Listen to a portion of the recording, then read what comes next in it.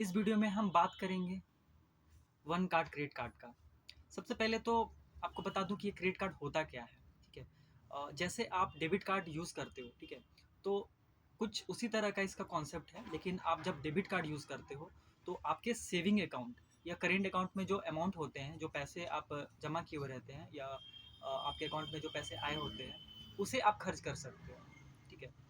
लेकिन credit card में क्या रहता है कि या तो आप एफडी के अगेंस्ट में आपका सिक्योरिटी में वो एफडी जमा रहता है और उसके एवज में आपको कुछ लिमिट दे दिया जाता है और वो लिमिट को आप खर्च कर सकते हो, या अगर आपका सिविल अच्छा है, सैलरी अच्छा है, तो आपको एक अलग से कार्ड देकर और उसमें अमाउंट दे दिया जाएगा कि अगर आप अपना ज़रूरत पड़ने पर उस कार्ड से खर्च कर सकते हो, या फिर अपना डे टू डे लाइफ में जो खर्च करते हो उस खरीदारी को आप इस कार्ड से कर लीजिए।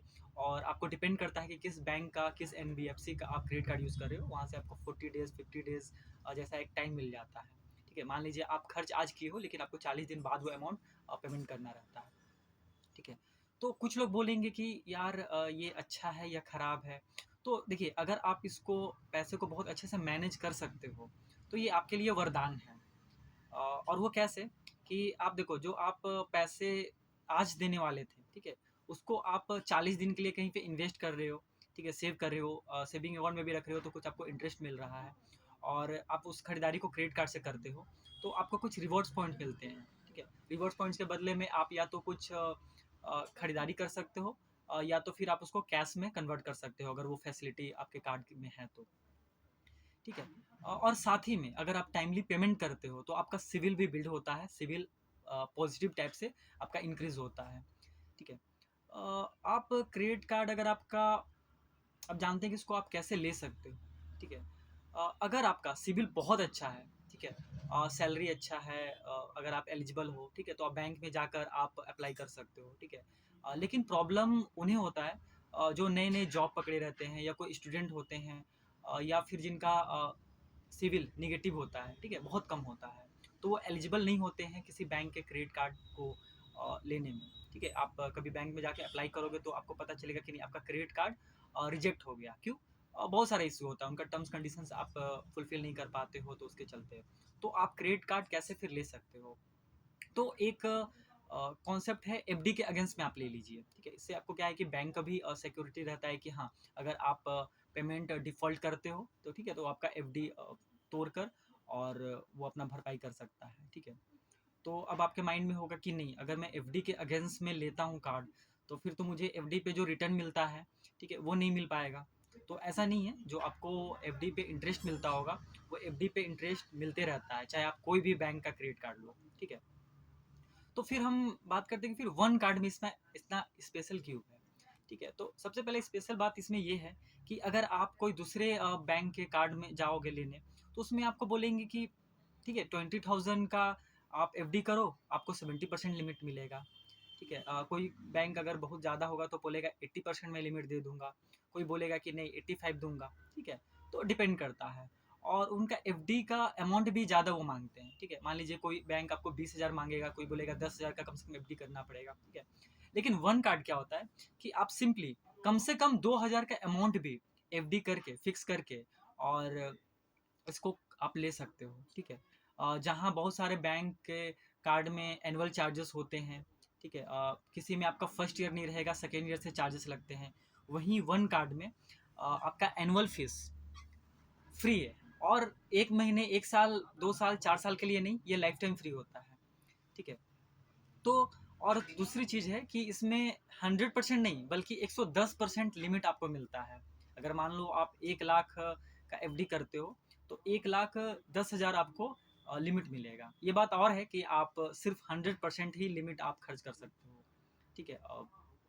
तो वैसे तो आप इसका मिनिमम कम से कम, कोई अगर किसी के पास 2,000 भी अमाउंट है, तो उसको एफडी करके ले सकता है, ठीक है? तो अगर आप स्टूडेंट हो, और या फिर आप नए नए जॉब पकड़े हो और अपना सिविल बनाना चाहते हो, ठीक है, सिविल इंक्रीज करना चाहते हो, या फिर आपका सिविल खराब हो गया है, तो अगर आप सिविल को इम्प्रूव करना चाहते हो, तो सिंपली आप 2,000 का एफडी कर लीजिए और इस कार्ड को आप ले सकते हो, ठीक है? लेकिन हाँ, अगर आप सिविल इम्प्रूव करना चाहते हो तो एक जो लोग नहीं बताते हैं, ठीक है, आप कहीं भी बैंक में जाओगे और बोलोगे कि नहीं आप क्रेडिट कार्ड ले लोगे तो आपका सिविल ठीक हो जाएगा, ठीक है। तो इसमें एक लॉजिक क्या रहता है कि अगर आप सिविल आपको इम्प्रूव करना है तो टाइमली पेमेंट तो करना ही करना है, इसमें तो कोई दो राय नहीं है। कोई भी ईएमआई हो, कुछ भी हो, सिविल इम्प्रूव करने के लिए आपको टाइमली पेमेंट करना पड़ेगा। जो भी ड्यू डेट रहेगा, ठीक है, उसमें आपको पेमेंट करना रहेगा। लेकिन साथ ही में आपको जितना भी आपका इसमें लिमिट मिलता है क्रेडिट कार्ड में, चाहे कोई भी बैंक का हो, ठीक है, कोशिश कीजिए कि उसको 30% से ज़्यादा आप खर्च ना करो लिमिट, ठीक है। अगर आपको 1 लाख का लिमिट मिलता है तो 30% ही आप, मान लीजिए 30,000 तक ही आप उसको खर्च कीजिए। अगर आप 10,000 का आपको लिमिट मिला हुआ है तो आप 3,000 तक का ही कोशिश कीजिए खर्च करने का, ठीक है। हाँ, एक ट्रिक है, अगर आप 99% भी, अगर आप 100% भी लिमिट आप खर्च कर चुके हो तो उसका फिर वही एक तरीका है कि आप बिलिंग डेट आने से एक दिन पहले आप उतना पैसा आप जमा कर दो, ठीक है। और अगला दिन नेक्स्ट डे आपका वो बिल नहीं आएगा, ठीक है, वो क्योंकि आप जमा कर दिए हो, ठीक है। तो फिर उस तरह से आपका सिविल में इम्पैक्ट नहीं होता है। लेकिन फिर वहाँ पे आपको ध्यान देना है कि कुछ बिल जनरेट होना चाहिए, ठीक है। तो 5%, 10%, 1% जैसा अमाउंट आप छोड़ दीजिए, ठीक है। ऐसा नहीं कि हाँ, अगर आपका पूरा 1 लाख रुपया आप खर्च कर दिए हो तो बिलिंग डेट से एक दिन पहले पूरा 1 लाख रुपया पेमेंट कर दिया, नहीं। आप 90,000 करो, 95,000 करो, कुछ बिल आना चाहिए, ठीक है। तभी तो आप उसमें दिखाएगा कि हाँ इतना आप खर्च किए हो और आपको इतना पेमेंट करना है। तो ये चीज़ है। अब इसको अप्लाई कैसे कर सकते हैं, ठीक है। तो डिस्क्रिप्शन में मैं लिंक दे दिया हूँ, ठीक है। वहाँ पे आप सिंपली जाके आप वन कार्ड अप्लाई कर सकते हो, या फिर इसका ऑफिशियल ऐप्स प्ले स्टोर से आप डाउनलोड करके नॉर्मल नेम, नंबर, ये सब आपको डिटेल देना है। और जितना का भी आपको एफडी करना है, ठीक है, तो इतना का आपको एफडी अमाउंट कर देना है, ठीक है। जिस बैंक से आप कर रहे हो, ठीक है, तो याद रखिएगा कि जब वो आप एफडी ब्रेक भी करोगे तो उसी अकाउंट में वो आपका एफडी का अमाउंट टूट कर और उसमें आएगा, सेटल होगा, ठीक है। और जब तक आपका वो एफडी रहेगा तब तक आपको इंटरेस्ट मिलते रहेंगे, ठीक है।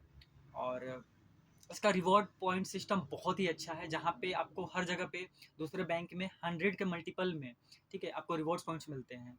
यहाँ पे क्या है कि अगर आप मान लो दूसरे बैंक में अगर आप मान लो 170 रुपये ही आप खर्च किए, ठीक है, तो आपको 100 रुपये का तो रिवॉर्ड्स पॉइंट्स मिल जाएगा। लेकिन 70 रुपये जो खर्च किए वो दूसरे बैंक में नहीं मिलता है, दूसरे बैंक के क्रेडिट कार्ड में नहीं मिलता है। लेकिन वन कार्ड में आपको 170 रुपीज़ का, ठीक है, 70 रुपीज़ का जो फ्रैक्शन बनेगा, अमाउंट बनेगा, वो आपको उस रिवॉर्ड पॉइंट मिल जाता है, ठीक है। तो साथ ही में इसका पेमेंट करने के लिए आप सिंपली स्वाइप करके अपना ऐप्स को खोलिए और स्वाइप करके आप पेमेंट का ट्रांजेक्शन को आप कंप्लीट कर सकते हो, ठीक है। एक चीज़ और इसमें है, खास बात ये है, ठीक है, जैसा कि मैं आपको बता दिया हूँ कि लिमिट 110% मिलता है, लाइफ टाइम फ्री है, फ्रैक्शन रिवॉर्ड पॉइंट सिस्टम है, ठीक है।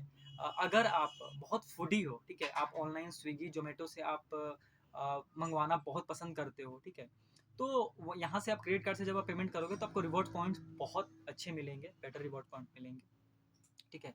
और जहाँ दूसरे कार्ड में आप रिवॉर्ड्स पॉइंट्स को भी कैश करवाने में आपको कुछ अमाउंट देना पड़ता है, जैसे कि आप 2,000 का क्रेडिट कार्ड रिवॉर्ड्स पॉइंट अगर मिलते हैं आपको, ठीक है, तो आपको 99 रुपीज़ चार्ज लग जाते हैं। लेकिन इसमें ऐसा कुछ भी नहीं है, पूरा का पूरा रिवॉर्ड्स पॉइंट्स आप कैश में कन्वर्ट कर सकते हो, किसी भी तरह का कोई इसमें एक्स्ट्रा चार्जेस नहीं लगेंगे आपको, ठीक है। तो अगर आप इंटरेस्टेड हो तो नीचे दिए गए डिस्क्रिप्शन में जाकर भी अप्लाई कर सकते हो। और हाँ, अप्लाई करते समय आपको रेफरल नंबर भी मांगा जाएगा, तो रेफरल नंबर मैं डिस्क्रिप्शन में अपना दे दिया हूँ, ठीक है, उसको आप डाल दीजिएगा। और किसी भी तरह का आपको प्रोसेस करते समय कोई भी दिक्कत हो तो मुझे आप व्हाट्सअप कीजिएगा, मैं आपको कांटेक्ट करूँगा और आपको पूरा हेल्प करूँगा। कुछ लोग जानना चाहेंगे कि नहीं चलो ठीक है मैं अप्लाई तो अभी कर दूंगा, लेकिन ये कब तक ये मेरा कार्ड बन जाएगा, ठीक है। तो पहले बता दूं कि जैसे ही आप इसको अप्लाई करते हो, ठीक है, घंटे 2 घंटे, कुछ ही जस्ट मिनट में समझिए या कुछ आवर्स में समझिए, ठीक है, कि आपका वो कार्ड एक्टिवेट हो जाता है, ठीक है। आपको वर्चुअल नंबर, सीवीवी नंबर, ये सब मिल जाता है, तो आप ऑनलाइन खरीदारी कर सकते हो। हाँ, फिजिकल कार्ड करीब करीब 1 सप्ताह से लेकर 10 दिन के अंदर में आपके जो एड्रेस होंगे, होम एड्रेस या ऑफिस एड्रेस, तो वहाँ पे आपको ये 7 से 10 दिन में ये मिल जाता है, ठीक है। जब आपका फिजिकल कार्ड आ जाएगा, ठीक है, तो कुछ ऐसा ये पैकिंग में रहेगा। इसको पैकिंग में तो मैं खोल चुका हूँ, ठीक है। कुछ इसमें टर्म्स कंडीशंस बहुत सारे रहेंगे, ठीक है। और ये इसके अंदर में कार्ड आपका रहता है, वो कार्ड मैं वैसे तो निकाल चुका हूँ, ठीक है। तो फिर भी मैं इसको ओपन करके एक बार दिखा देता हूँ कि इस तरह से रहेगा। इसमें फिर से कुछ आपको ये फीचर्स दिया हुआ है, ठीक है। तो आप देख सकते हो कोई इसमें हिडन चार्ज नहीं है, जो नॉर्मल है आपका वो चार्जेस लगेंगे। और ये देखिए एक हाई फाइव करके एक है, ये इसमें कुछ लिखा हुआ है, ठीक है। तो ये सब की ज़रूरत नहीं है हमें पढ़ने का, ठीक है। इसमें एक्टिवेट करके आप यहाँ से अपना कार्ड का पिन जनरेट कर सकते हो, ठीक है। और यहाँ पे कार्ड मेरा इस तरह से रखा हुआ था, जो कि मैं निकाल चुका हूँ, ठीक है। इस कार्ड में पीछे में नंबर दिए हुए हैं, ठीक है। तो इस तरह से है। एक चीज़ और है कि अगर आप 50,000 से ज़्यादा का एफडी करते हो तो आपको मेटल कार्ड मिलता है। जैसे कि ये देख रहे हो, ये कार्ड प्लास्टिक का है, ठीक है। लेकिन आप 50,000 से ज़्यादा का अगर एफडी करोगे, ठीक है, तो वो आपको मेटल कार्ड मिलता है। तो वो ज़्यादा स्टाइलिश देखने में लगता है और अभी ज़्यादा वो पूरे मार्केट में मुझे लगता है कि अभी वही एक कार्ड है जो मेटल में भी दे रहा है, ठीक है। तो एक चीज़ और है कि बहुत सारे लोग पूछना चाहते होंगे, जानना चाहते होंगे कि अगर चलो ठीक है, मेरे पास तो अभी 2,000 है या 10,000 है और मैं इतना का क्रेडिट कार्ड चलो एफडी करके ले लिया, और फ्यूचर में मान लीजिए 6 महीने बाद या कभी भी मैं उसका लिमिट इंक्रीज करना चाहता हूँ, तो आप लिमिट कभी भी कितने बार भी इंक्रीज कर सकते हो, ठीक है। और मान लो अगर आप अभी आपके पास सिर्फ 10,000 है तो 10,000 से आप इसको ले सकते हो, और बाद में जितना अमाउंट आप बढ़ाना चाहते हो बढ़ा सकते हो।